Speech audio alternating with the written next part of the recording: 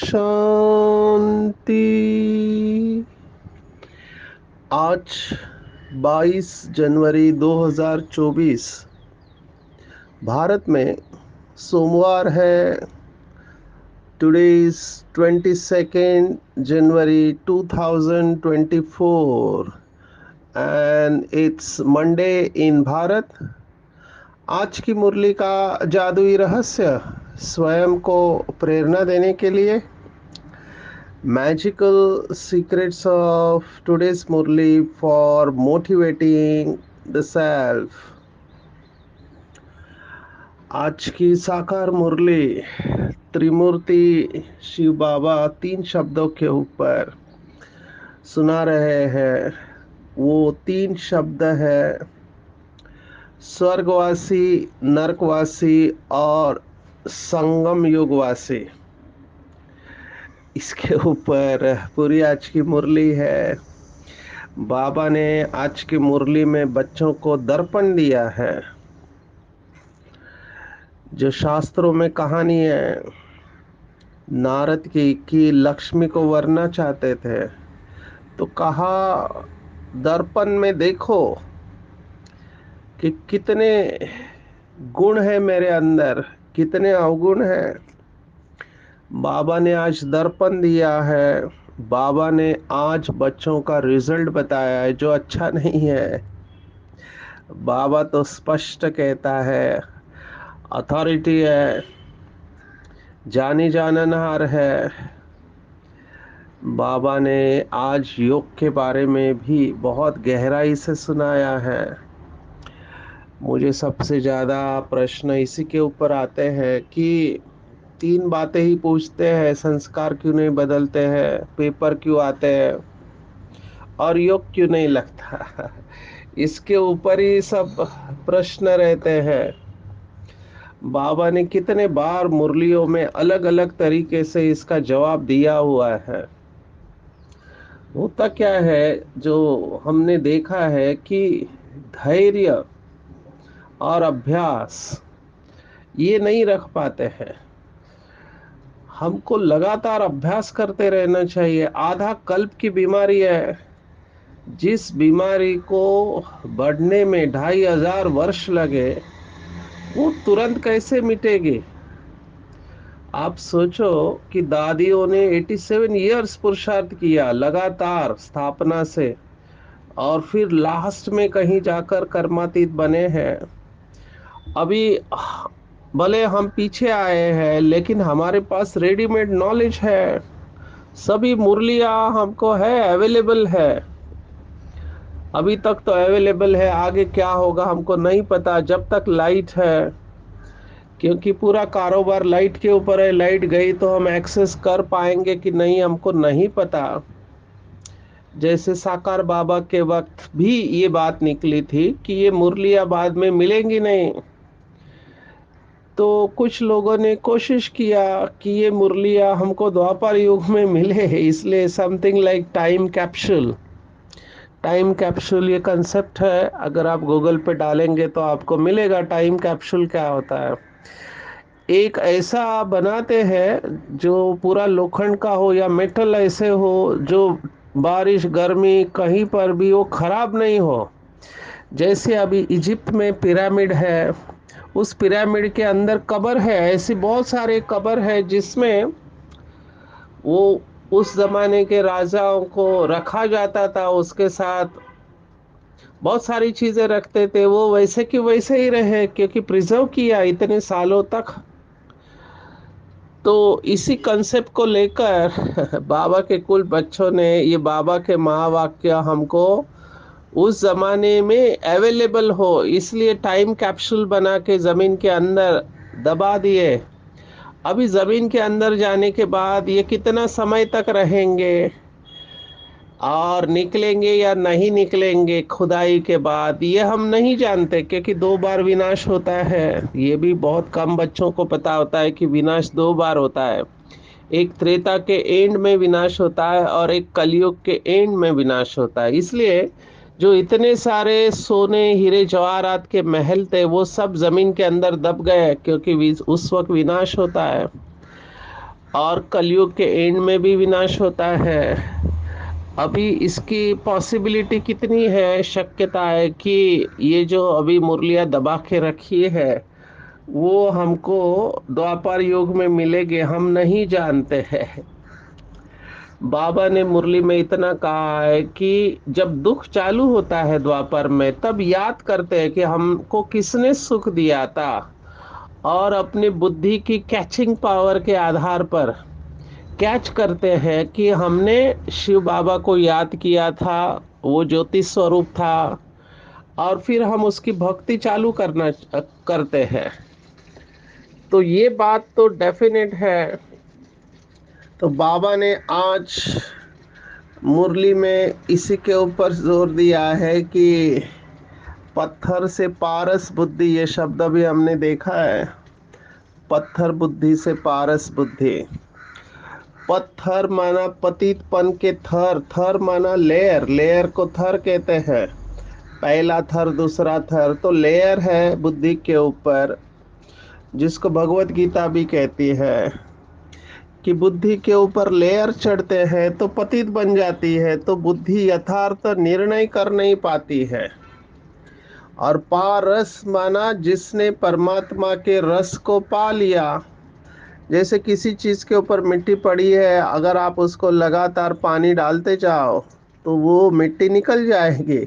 ऐसे ही परमात्मा का रस जैसे ही बुद्धि में बैठने लगता है तो बुद्धि पारस बन जाती है, माना पतित से पावन बनती है। आज 2-3 शब्द इस्तेमाल किए, सोने की बुद्धि ये भी शब्द आया है आज की मुरली में, और पारस बुद्धि आया हुआ है।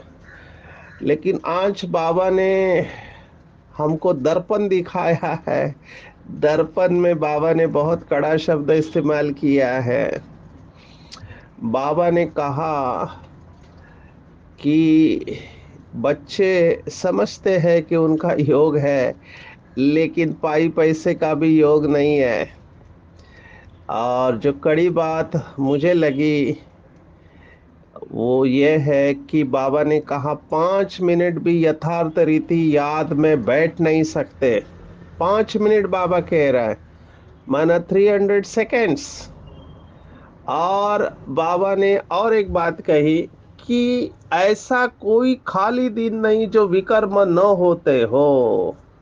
भगवान भगवानुवाच है। बाबा स्पष्ट कह रहा है कि बच्चे विकर्म करते हैं, ऐसा कोई दिन नहीं जो विकर्म न होते हो। मुख्य विकर्म यह करते हैं जो बाप के फरमान को भूल जाते हैं। और बाप का फरमान क्या है? बाप का फरमान है मन मना भव, अपने को आत्मा समझो। तो ये फरमान मानते नहीं है तो जरूर विकर्म ही होगा, बहुत पाप हो जाते हैं। अभी इस बात की गहराई में जाके चिंतन करना है कि भगवान ऐसा क्यों कह रहा है। थोड़े आपको मुरलियों का रेफरेंस बता दो। एक अव्यक्त मुरली में बाबा ने इसी संदर्भ में, देखो ये साकार मुरली है, यही बात अव्यक्त मुरली में किस तरह से कही है। बाबा ने कहा कि बच्चों की विकर्म की व्याख्या लौकिक से अलग है। जैसे लौकिक में कहते हैं कि विकारों के वश किया हुआ कर्म विकर्म है, बाबा कहता है ये आपके लिए नहीं है। बाबा ने इतनी गहरी वाक्य बताया, बहुत गहरा स्टेटमेंट है। बाबा ने कहा अपने ज्ञान स्वरूप अवस्था से नीचे आना विकर्म है बच्चों के लिए। अभी ये बहुत इंपॉर्टेंट स्टेटमेंट है। लौकिक में जो कायदा पंडित है, एडवोकेट है, जजेस है, उनको पता है कि अगर अनपढ़ कोई गलती करता है तो उसको उतनी सजा नहीं जितने पढ़े लिखे करते हैं, क्योंकि पढ़े लिखे लोगों के ऊपर बहुत बड़ी रिस्पॉन्सिबिलिटी है।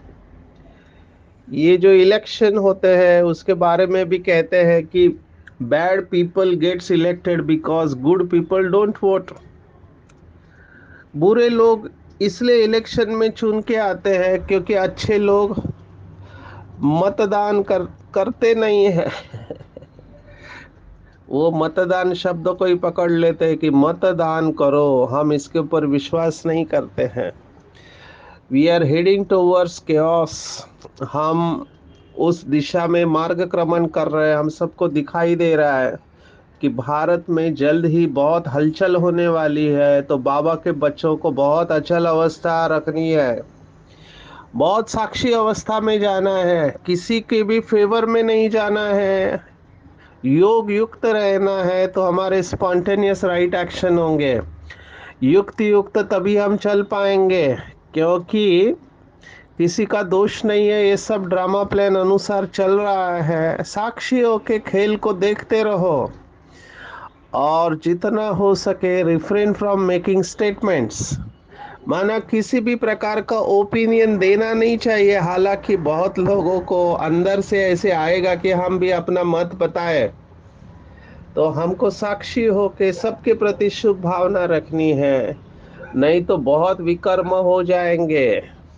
ये व्हाट्सएप वॉर में हमको पार्टिसिपेट नहीं करना है, चाहे कुछ भी हो जाए, कितना भी अंदर से प्रेशर आता हो, लेकिन व्हाट्सएप वॉर में हमको पार्टिसिपेट नहीं करना है। हम भगवान के बच्चे हैं। जैसे बाबा बाबा किसी को भी दोष नहीं देता है ड्रामा में, क्योंकि सब अपना आदि अनादि एक्यूरेट पार्ट प्ले कर रहे हैं। मुझे एक बार याद आ रहा है, एनुअल मीटिंग की बात मैंने सुनाई थी कि बाबा ने देखो बुश को, प्रेसिडेंट ऑफ अमेरिका को याद किया था, क्योंकि उसने उस वक्त इराक के ऊपर बहुत सारे बॉम्ब डाले थे, अटैक किया था। तो बाबा ने ऊपर से देख रहा है बाबा पूरा खेल, और बाबा ने कहा बच्चे का संकल्प निगेटिव है, लेकिन उसमें भी वो दृढ़ है। तो जैसे बुश बच्चा निगेटिविटी में दृढ़ है, वैसे आप पॉजिटिविटी में दृढ़ रहो। ये बाबा का डिसीजन है। तो हमको इन व्हाट्सएप वॉर में नहीं जाना चाहिए, क्योंकि ये बहुत टेम्पटिंग होता है। हमको सभी को बाबा के बच्चे समझकर देखना है, नहीं तो हम सब जानते हैं कि व्हाट्सएप से बहुत भी कर्म हो रहे हैं इस समय। क्योंकि हमको कोई भी मैसेज आएगा, क्योंकि ये सब अभी अति में जाने वाला है, सभी पॉलिटिक्स अति में जाने वाला है, भक्ति अति में जाने वाला है, मन धर्म सत्ता, राज्य सत्ता, विज्ञान सत्ता, ये सभी अति में जाने वाले हैं। इनको भी नहीं पता चल रहा है कि इनके द्वारा ऐसा कर्म क्यों हो रहा है। अभी मैं इसके ऊपर भाष्य नहीं करना चाहूँगा। आप सब समझदार लोग हैं कि इस समय अयोध्या राम मंदिर के ऊपर जो भी चल रहा है, मैं तो आध्यात्मिकता की बातें सुन रहा हूँ कि शंकराचार्य एक है जिन्होंने ऑब्जेक्शन लिया है कि मंदिर माना शरीर होता है, और उसमें आप राम लल्ला की मूर्ति बिठाते हो, माना जीवात्मा को बिठा रहे हो, तो वो प्राण है। अभी प्राण तभी प्रवेश करेगा जब शरीर तैयार है। अभी उसका जो भी है हिस्सा तैयार नहीं हुआ है, तो उसमें प्राण प्रतिष्ठा कैसे हो सकती है? उसमें ग्रह प्रवेश हो सकता है, लेकिन प्राण प्रतिष्ठा नहीं होगी। ये शंकराचार्य जी का कहना है। और दूसरे लोगों ने जो भी है, उन्होंने कहा कि हमने एक घर बना दिया है, घर में रहने के लिए तैयार है राम लल्ला जी। तो ये सब होने वाला है। हमको इनको साक्षी होके इनको सकाश देना है कि सभी सुखी रहे, क्योंकि कहीं ना कहीं कोई ना कोई बात निमित्त बनेगी। जिसको चिंगारी कहते हैं ना, चिंगारी निकलेगी इसमें से कोई ना कोई। हमको पता नहीं वो चिंगारी कैसे निकलने वाली है। इतना जरूर है कि बाबा ने कहा राम माना युद्ध, क्योंकि उसके हाथ में धनुष्य दिया हुआ है, तो श्री राम माना युद्ध। और श्री कृष्ण के हाथ में बांसुरी दी है, तो सूर्यवंशी विजयी और चंद्रवंशी माना युद्ध करने वाले। हमको नहीं पता क्या होने वाला है, लेकिन हमारा काम है, हम भगवान के बच्चे हैं। तो भगवान के बच्चों के आगे, जैसे भगवान के आगे सभी एक समान होते हैं, ऐसे हमारे आंखों आगे भी ये सभी, किसी भी पार्टी के हो, किसी भी धर्म के हो, देश के हो, विदेश के हो, सबके प्रति हमारे दिल से दुआएं निकले, क्योंकि ये सब आत्माएं हमारे आत्मिक रूप में भाई है। तो यहाँ पर अपने आप को बहुत संभालना है, क्योंकि ऐसा कोई भी वायुमंडल बनाने के हम निमित्त नहीं बने जिसके वजह से लोगों के अंदर डर, चिंता, शोक, भय ये सब पैदा हो। ये सब अटैचमेंट है, सूक्ष्म में अटैचमेंट होती है किसी न किसी पार्टी के साथ में, किसी की फिलॉसफी के साथ में। जबकि बाबा कह रहा है किसी देहदारी से प्रभावित नहीं होना है, फिर वो लौकिक हो या अलौकिक हो, वो अपना रोल प्ले कर रहे हैं। हमको बाप के साथ बेहद में बैठ के पूरे विश्व को लगातार सकाश देना है कि ये सब अपना कल्प पहले वाला श्रेष्ठ पार्ट नून करे।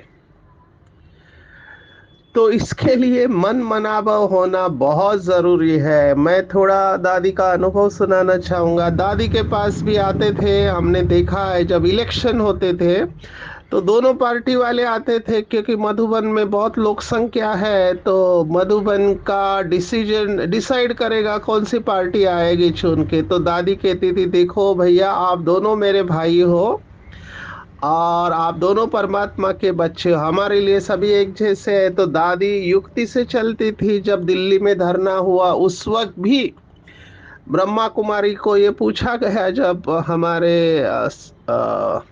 अन्ना हजारे जी ने धरना दिया था कि आप भी सपोर्ट करो वगैरह वगैरह, लेकिन फिर उस समय भी हमने यही स्टांस रखा कि इन सब बातों में हम जाते नहीं हैं। हम खुदाई खिदमतगार है ना, हमारे लिए सभी बाबा के बच्चे हैं। तो ये अपना स्टांस हमको नहीं भूलना चाहिए।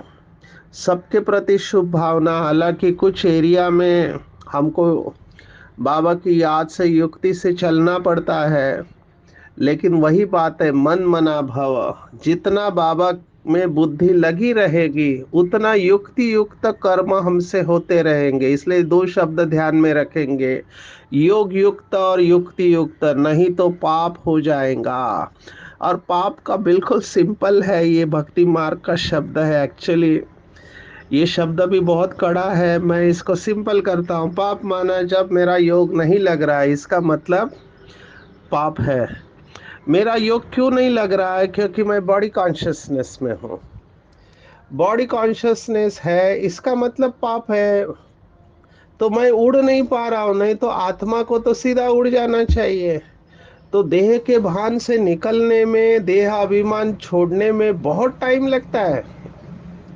बाबा ने आज की मुरली में ये भी कहा हुआ है, बाबा के शब्द भी मुझे बहुत कड़े लगते हैं।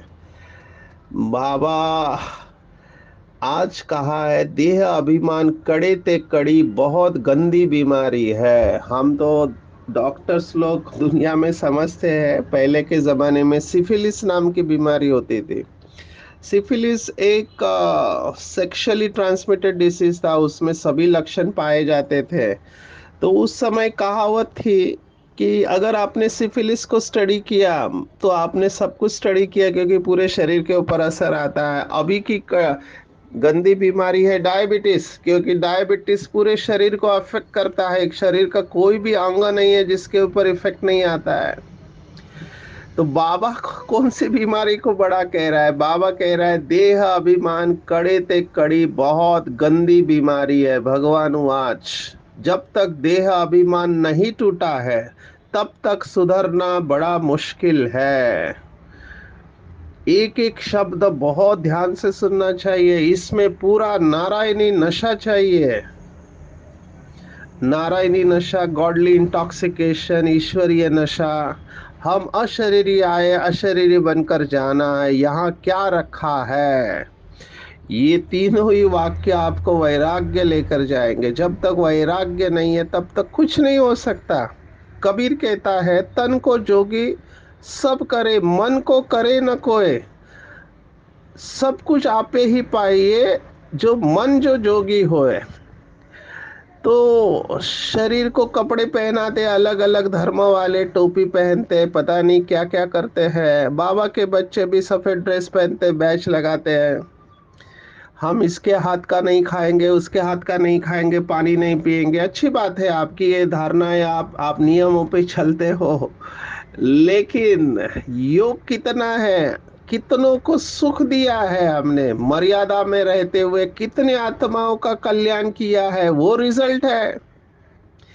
ये नेमिनाथ हो गए, बाबा ने शब्द इस्तेमाल किया, समय पर आना, समय पर जाना, उठना, फिर योग लगे न लगे, इसके भी मार्क्स होते हैं।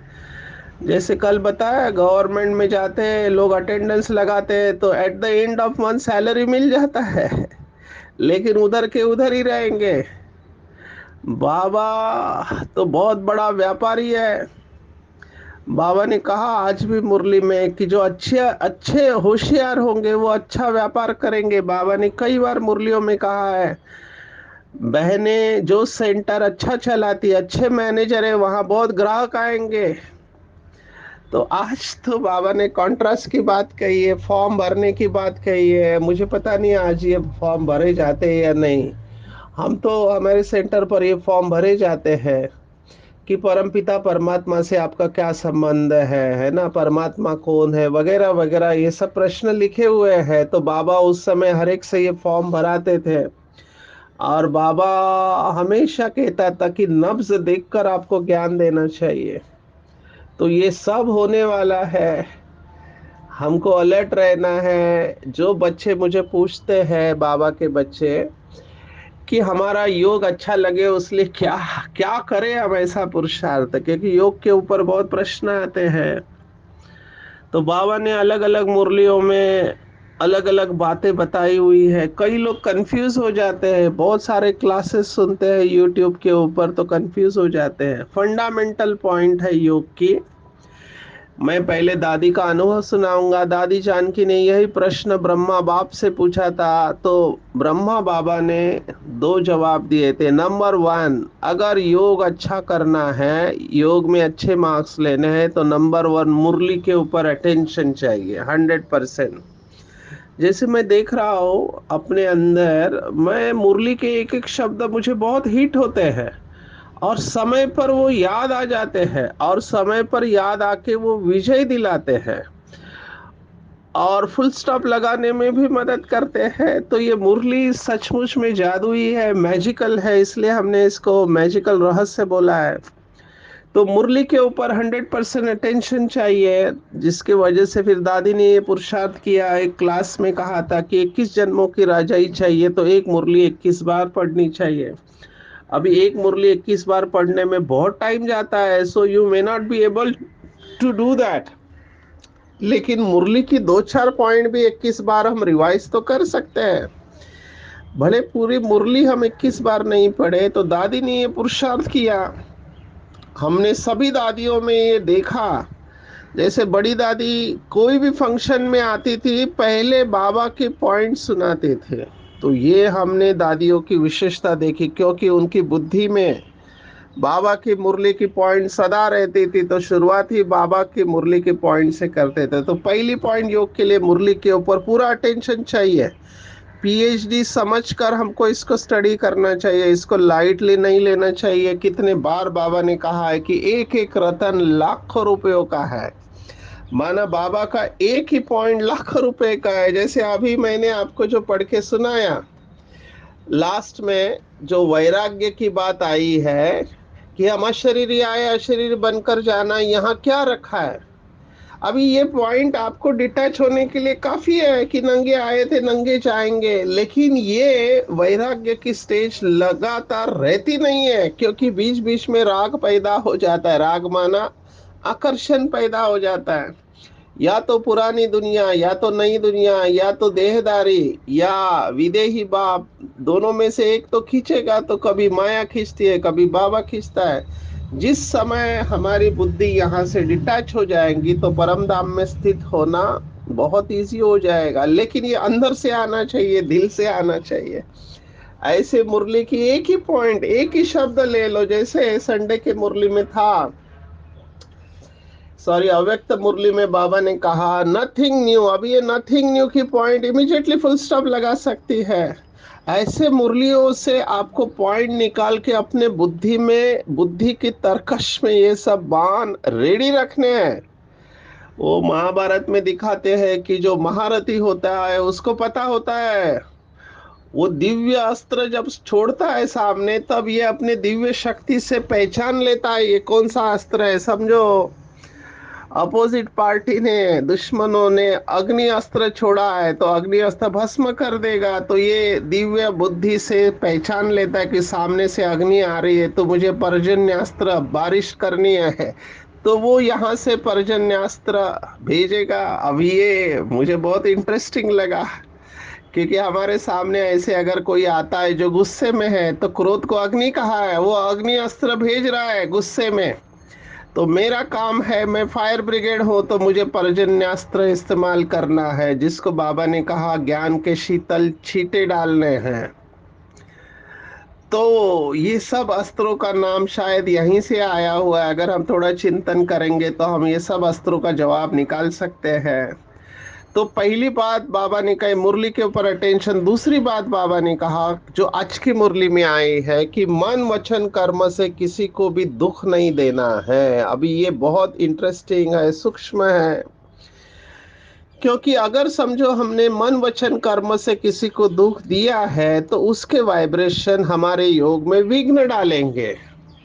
जो हमने कई बार देखा है, बाबा ने मुरली में कहा एक आत्मा से भी घृणा और तिरस्कार होगी तो आपका योग लग नहीं सकता है, क्योंकि उसके वाइब्रेशन निरंतर आपको आते रहेंगे।